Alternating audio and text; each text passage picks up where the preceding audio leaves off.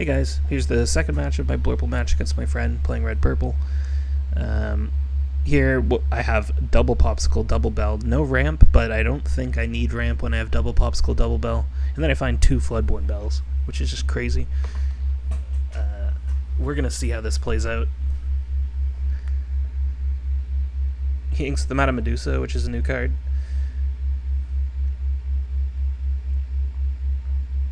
Another good red-purple card. When you play this character, you can deal 2 damage to another chosen character of yours to return chosen character with cost 2 or less to their player's hand. Very relevant. Very good into Steel Song for red-purple. You can deal 2 damage to your queen to return one of their singers, which is awesome.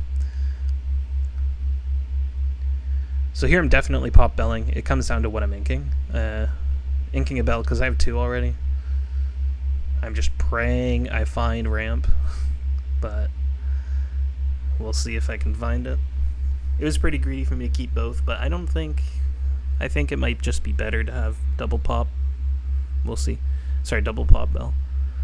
I didn't see Friends either, which would have been nice to sing. They play an Ursula, they keep building the board. I pay 1 to play the popsicle to draw. I didn't find my ramp, unfortunately, but I found Friends. I'm going to sing Friends with the bell. I find another popsicle. So I'm going to banish the popsicle to play another bell, which is just crazy. And then I play another popsicle, and I don't find the third bell. That would have been absolutely nuts. And I pass. So their Ursula, I'm assuming, is going to take out my bell, but best case scenario, they have a Merlin Crab here to take out my Diablo, and they have it. Sorry, take it out with their Diablo to draw a card, which is awesome. And their Ursula also threatens Bell next turn. And I don't have ramp, so I'm in a rough spot because traditional red-purple has better tools than BLURPLE does overall. The only thing BLURPLE has advantage of is the ability to get ahead with that ramp, and I didn't see it. And that also means that later on in this game, all I'm going to draw is those ramp cards. So here I'm completely unsure what to do. Like, I can just drop the crab and do nothing just to build board, or I can shift bell in quest, forcing a bigger trade. But here I choose to do the crab. That way I can save bell for a more opportune moment, and I pass because I know that they're going to trade up with their Ursula Sea Witch if I just exert that bell.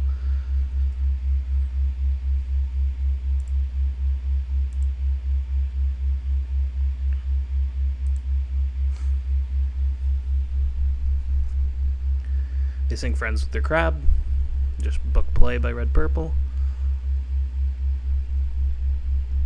They play another crab just to build out that board.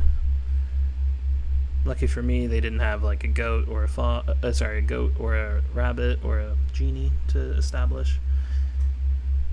I ink my goat and I play my genie because I just gotta find some more tools here for my hand. I'm gonna take out their crab with my bell, I think. Or maybe it's with crab, because I want to shift the bell in. Yeah.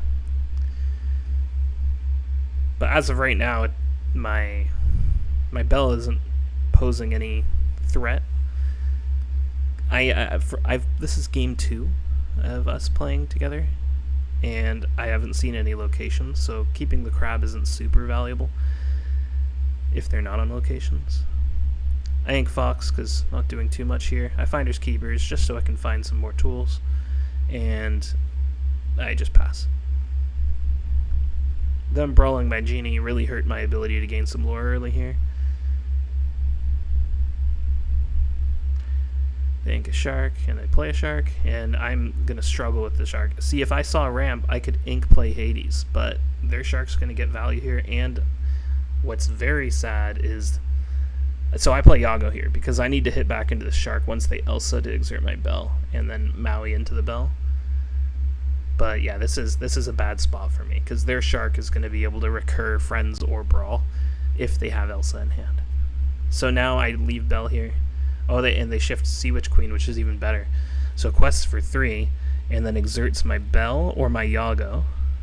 Yeah, the Yago, and then they take it out, which is very suboptimal for me. And this puts me in quite the pickle because I'm going to have to... They take back friends, and I'm going to have to Hades this half-shark. Not sure why he didn't sing friends with crab there. Maybe just passed the turn too quickly. But yeah, this is a very rough position for me.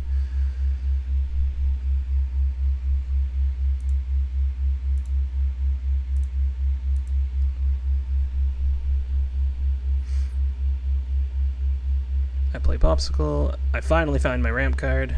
I shift to move the damage onto the Sea Witch Queen and finish off the Sea Witch Queen, knowing that next turn I can Hades this shark. I have nothing on the board, and I choose not to play the Tipo because they could play an Elsa and take it out with the shark to recur even more. And I'm just sitting here hoping he finds another friends. I'm just hoping that he doesn't build enough of a board that I can't handle. And exactly worst case scenario here, he plays a Hades. So now that's 2 prime Hades targets for me, and I only have 1 in hand, and I can only play 1. So here I have to make a choice. I choose to ink the crab and Hades the shark, because next turn I can Monstro and wipe this board, and that's kind of my only out.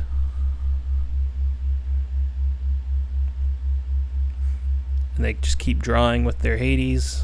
Hades is, you're just seeing the power of that card. The only 2 big answers to him, because he's a 3/6 body, are Medusa, Hades, and then I guess you could also play Dragonfire and Maleficent Dragon, let it go. But like, really hard removal is the only answer. You can't take it out with any steel removal on its own unless it's strength with a super wide board. Thankfully, I get the Monstro off, and I have 2 Popsicles in play. I discard a Monstro, I take out the Palace Guard, and then I get optimal healing value, and then I take out the Crab, or do I choose to ready here? Can't remember, because I want to keep this Monstro alive. The Crab isn't going to do too much for him. So I discard Tamatoa to ready him, and I choose not to take out the Crab, because I want to keep my Monstro alive. We'll see if that was the right play, but now I have 1 card in hand to his, 7. Shadowfinder, Yago. So that's a big board of evasives that I'm going to struggle to deal with. And here I find my ramp cards with my Finder's Keepers. I sail, which is a goat. I ink Tipo, ink Bell, and then I play a goat to gain my lore. And pray that I can deal with this board in some fashion. But yeah, I need evasives at this point, which is difficult for me.